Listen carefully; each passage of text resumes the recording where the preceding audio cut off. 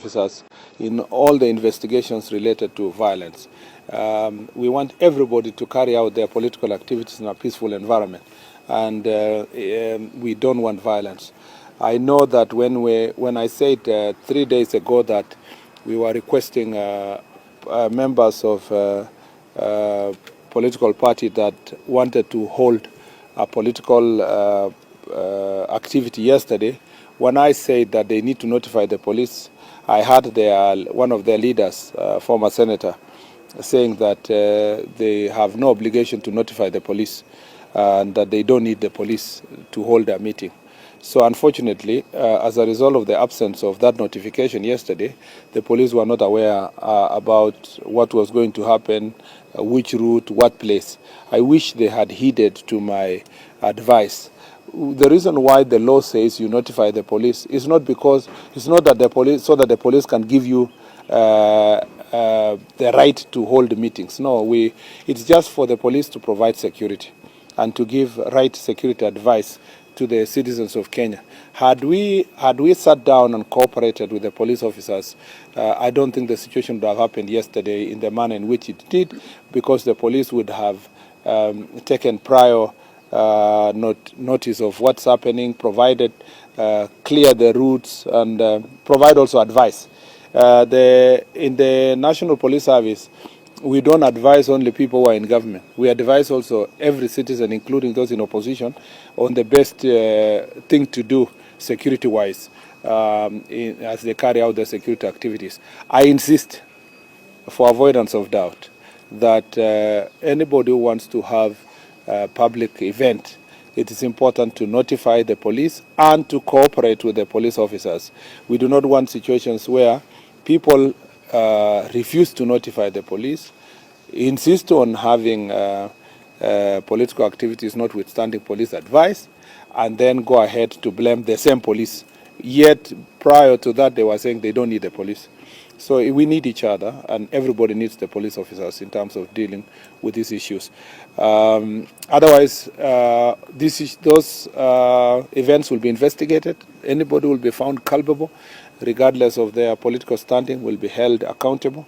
Anybody who organized for people to be stoned, journalists who were hurt, we will take a very stern action against any person who is involved.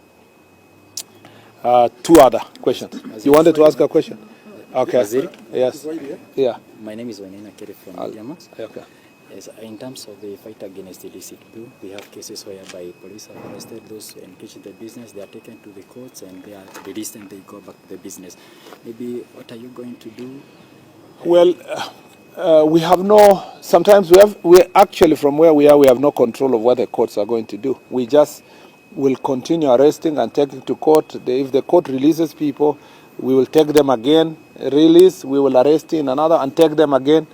What we want to do, there is a court users forum that is in every county. We encourage our county commissioner and the security team to have meetings with these judges and magistrates whom they work together to come to an understanding on how best this issue is going to be dealt with. Of course, you understand also the magistrates in some situations, because if the cells are full and you are arresting people over, one glass of changa, 2 glasses of changa, there is only so many people you can arrest. So some of them will be fined, rightfully so. But the most notorious ones, especially the traders who are actually trading in large volumes, and the brewers and the manufacturers of this, or the mixers, they call them mixologists. All these people, perhaps the ones who bear the greatest responsibility should carry the greater burden. And that is why there is always need to be continuous conversation with the judiciary to make sure that these people are fined heavily, given very stringent bail terms to ensure that they don't continue committing these offenses and get away with it. For example, someone is fined 1 million for either not worth 100 million. That person just get out there. Maybe his profit is about 20 million. If they pay 1 million, 19 million is still there for him to compromise the system. And so we need to work together with the judiciary to sort out this issue. Yes. Johnson from Rural Media Services. Tutafanya na Kiswahili. Kuna machief wawili na manaibu walifutwa kazi wakati kulikuwa na pande wa magharibi. Washukiwa walikamatwa ambao expect ilikuwa kwa police station huko pande hiyo. Hatima ya machief namna gani sasa? Kwa mambo ya chief yoyote ama polisi yoyote ambaye anaadhibiwa kwa sababu ya mapambano na mambo ya pombe, hiyo process ama njia ya kuadhibu hawa lazima ifuate sheria, na kwa mtu yoyote ambaye anapatikana kwamba alikuwa na ukosefu wa nidhamu, anapitishwa kupitia njia ya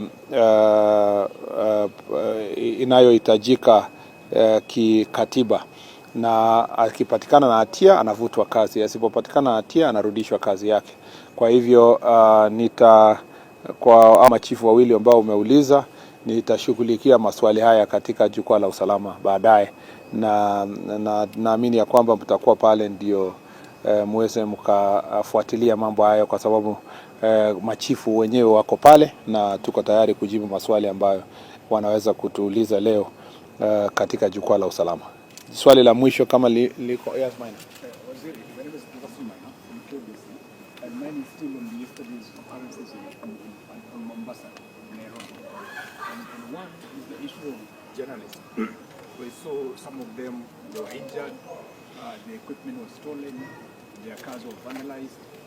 How do journalists operate in such occurrences or in such situations? Because they must cover all these kinds of whatever is happening, whether it's politics or whatever it is. How do you assure their security while they go about their daily activity? And two, there's a general concern that when there's a political rally or political event, people along, even people who are not even attending those particular rallies, they get hurt.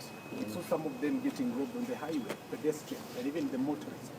How do people who are not even associated with these kinds of politics how can you assure their safety? How do they get along their businesses without, getting all these injuries and losses? It points to this situation we witnessed yesterday. Points to what I said earlier, that misuse of young people, or sometimes hiring goons to just come and cause terror, is an issue of great concern to us in the security sector. And so, as I said, investigations must be done to find out who exactly organized them and for what purpose. Again, sometimes because of we don't understand the magnitude of or we are not informed about the plans of the political actors, sometimes the police are just on standby to see whether there is any problem.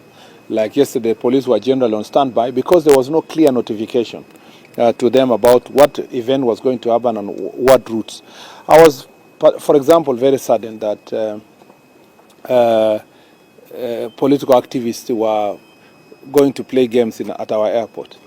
I mean, you could see people want to invade inside the airport, and that is a very serious issue. The airport is a protected area. It's not a place to play the kind of politics that we saw. And you saw, people entering inside the airport just with a lot of razzmatazz for absolutely nothing, for pure zero political value, zero economic value, zero PR. Whatever it was being done, it was just useless. And for it to be done inside the airport is just totally unacceptable. And that's why we were saying, if the team was intended to do good for our country, they would have worked with the police. They would say, we are welcoming our visitor. Can you give us a designated area we want to welcome? Can our vehicles be parked in a particular manner? Can we be escorted to the place where we want to have a rally? And then everything would have been fine. But this idea of ignoring the importance of security sector in terms of such events is totally unacceptable. And I remember I told you 2 days ago that any person who wants to have their political activities, we will facilitate once notification is given, and we will deploy the necessary a good number of the police officers to provide protection. Unfortunately, innocent people are caught up in these situations.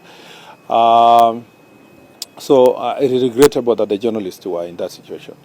And I think going forward, we just need proper deployment of police officers so that they can also protect not just journalists but members of the public. And maybe this is something we can work with the association for the journalists and to see what will happen during such events. How shall the local police commander dealing with those issues, how will they, what we can